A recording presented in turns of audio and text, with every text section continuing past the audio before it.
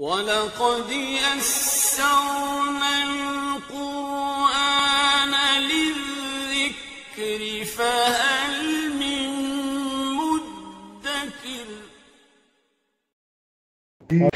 الحمدللہ وَكَفَى وَسَلَامٌ عَلَى عِبَادِهِ الَّذِينَ اصْطَفَىٰ أَمَّا بَعْدُ فَأَعُوذُ بِاللَّهِ مِنَ الشَّيْطَانِ الرَّجِيمِ بسم اللہ الرحمن الرحیم فَتَبَسَّمَ ضَاحِكًا مِنْ قَوْلِهَا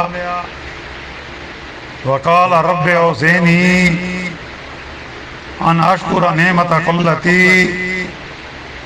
أَنْعَمْتَ عَلَيَّ وَعَلَى وَالِدَيَّ وَأَنْ أَعْمَلَ صَالِحًا تَرْضَاهُ وَادْخِلْنِي بِرَحْمَتِكَ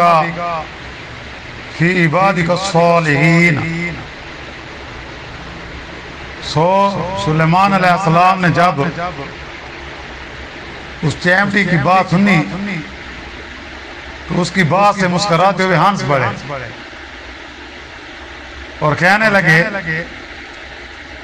کہ اے میرے رب مجھ کو اس پر مداوت دیجئے کہ میں آپ کی نعمتوں کا شکر کیا کروں جو آپ نے مجھ کو اور میرے ماں باپ کو عطا فرمائی ہیں، اور اس پر بھی مجھے مداوت دیجئے کہ میں نیک کام کیا کروں جس سے آپ خوش ہوں، اور مجھ کو اپنی رحمت خاصہ سے اپنے اعلیٰ درجہ کے نیک بندوں میں داخل کیجئے۔ سبحان ربک رب العزت عما یصفون وسلام علی المرسلین والحمد للہ رب العالمین۔ اللہم صلی علی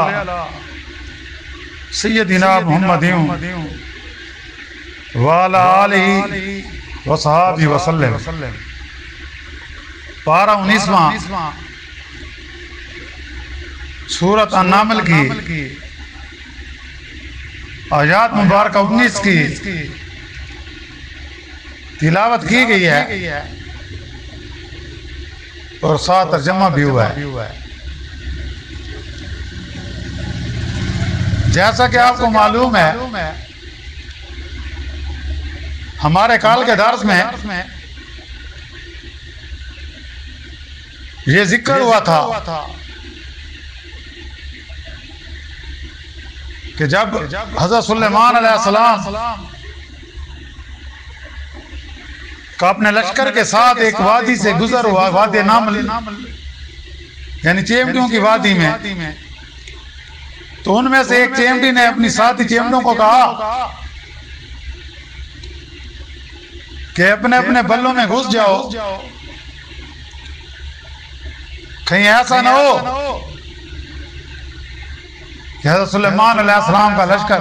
تمہیں کچل دے، تمہیں مسل دے۔ تو حضرت سلیمان علیہ السلام کے کان میں یہ چیمٹی کی آواز آئی جو دوسری چیمٹیوں سے یہ بات کہہ رہی تھی، کیونکہ اللہ تعالیٰ نے حضرت سلیمان علیہ السلام کو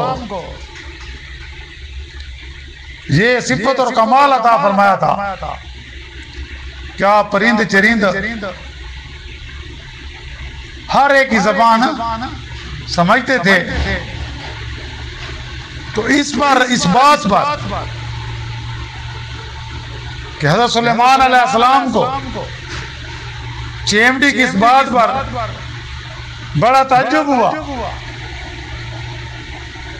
بڑی حیرانگی ہوئی اور ہنسی آ گئی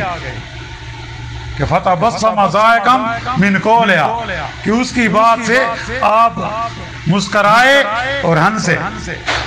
تبسم فرمایا اور ضاحکہ یعنی ہنسنا۔ تو اس جانور کا جثہ یعنی چیمٹی کتنی ہوتی ہے؟ ایک معمولی سی ہوتی ہے، چھوٹے سے ذرے سے بھی کم۔ تو اس چیمٹی کا جثہ اور اس پر یہ ہوشیاری اور ساتھ یہ دے کر کہ میں اس کی بولی سمجھ گیا ہوں، جو معجزے کی وجہ سے ایک نعمت عظیمہ ہے جس سے حق تعالیٰ کی نعمتیں اور بھی یاد آ گئی، اور اسی وقت اللہ تعالیٰ سے دعا فرمانے لگے کہ اے میرے رب، میں حیران ہوں کہ تیری انعامات عظیمہ کا کس طرح شکر ادا کروں، بس آپ ہی سے التجا کرتا ہوں کہ تم مجھے پورا شاکر بنا دیجئے، شکر گزار لوگوں میں سے بنا دیجئے کہ جو آپ نے مجھ پر یہ فضل فرمایا ہے، جو نعمتیں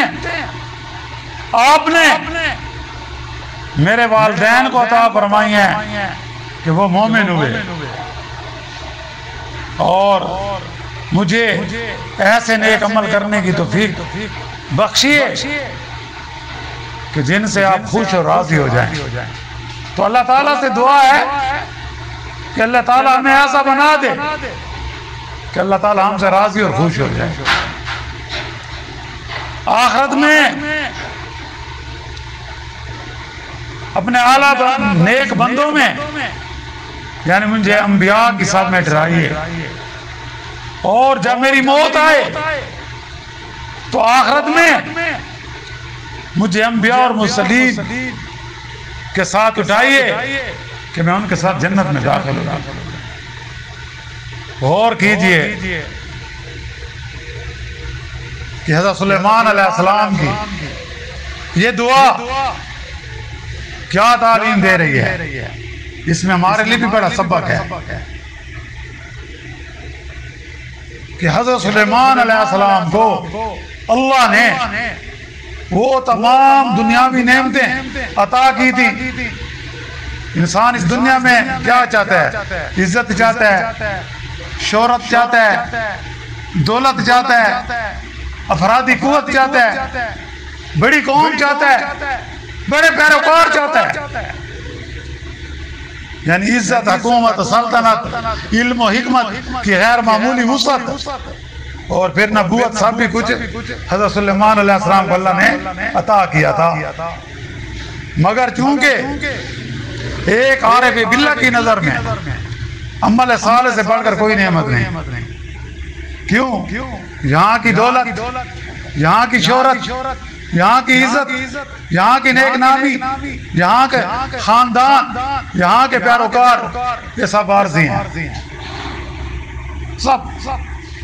اصل چیز اعمال صالح ہیں۔ تو ہماری بھی اللہ سے دعا ہے کہ اللہ تعالیٰ ہمیں جتنے تک ہماری زندگی ہے ہمیں اعمال صالح کرنے کی توفیق عطا فرمائے۔ تو حضرت سلیمان علیہ السلام نے باوجود اس قدرت و عظمت اور شکوہ کے بھی، یا عظمت و شکوہ کے بھی، شان و شوکت کے بھی، پھر بھی عمل صالح اور آخرت کی دعا کی، یا اللہ تو مجھے زندہ رکھ، تو نیک اعمال کرنے والا بنا، اور مرنے کے بعد مجھے ان کامیاب لوگوں میں بنا جن کے لیے تو نے نعمتیں تیار کر رکھی ہیں، یعنی بہشتیں، جنت۔ اس طرح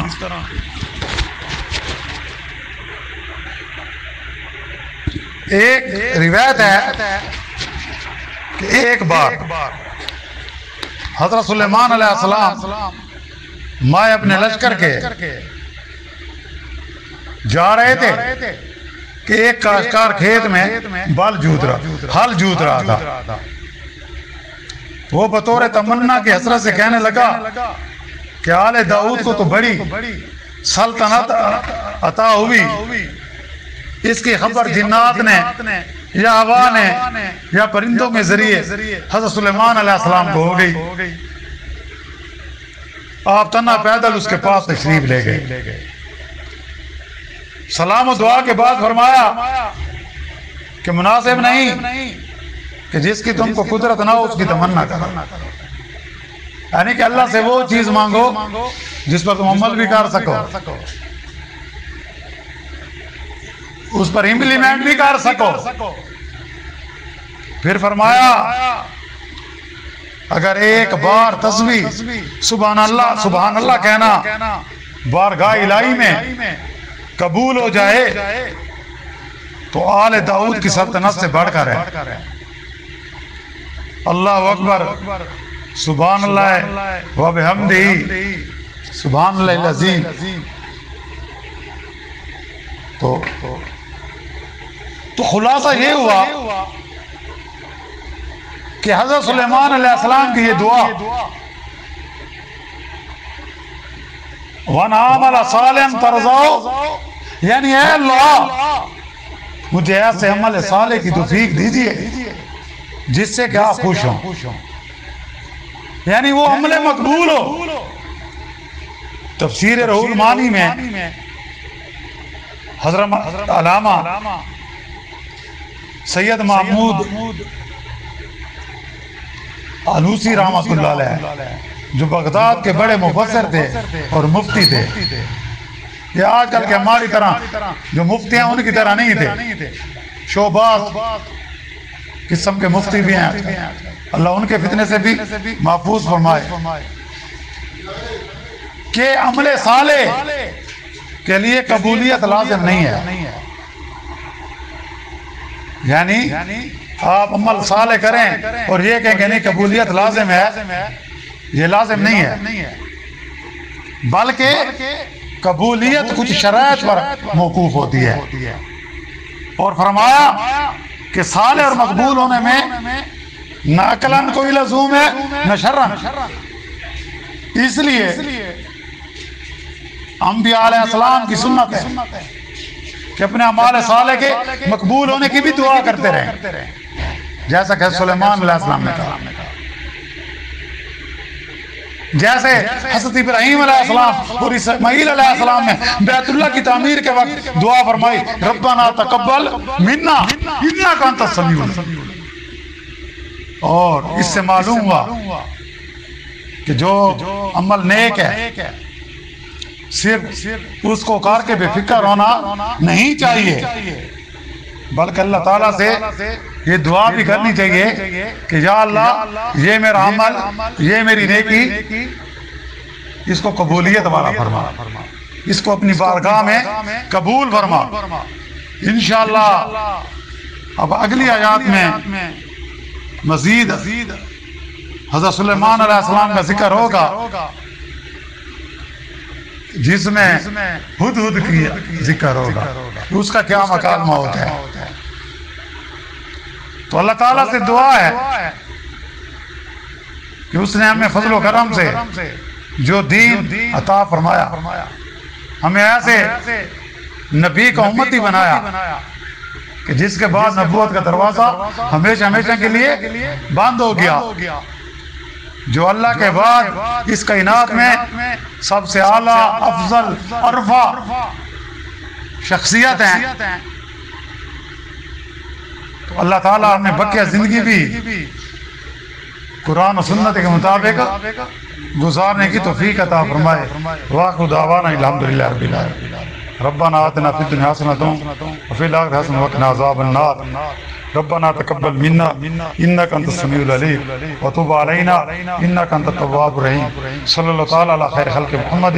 وآلہ وصحبہ اجمعین برحمتک یا رب العالمین۔